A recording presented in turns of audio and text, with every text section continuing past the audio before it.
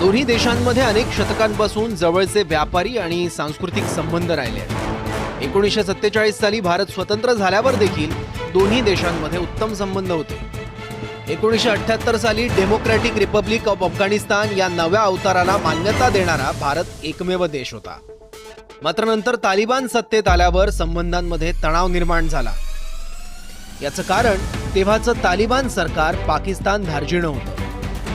त्यामुळे तेव्हा आणि नंतर देखील अमेरिकेच्या तालिबान विरोधी मोहिमेला भारताचा पाठिंबा होता।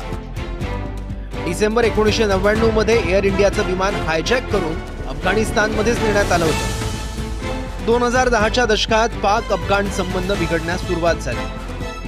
आजच्या घडीला अफगाणिस्तान पाकिस्तानला शत्रू मानतो। म्हणूनच अमेरिकेतून माघार घेतल्यावर अफगाणिस्तानशी पुन्हा संबंध प्रस्थापित करण्याचा भारताने प्रयत्न केला।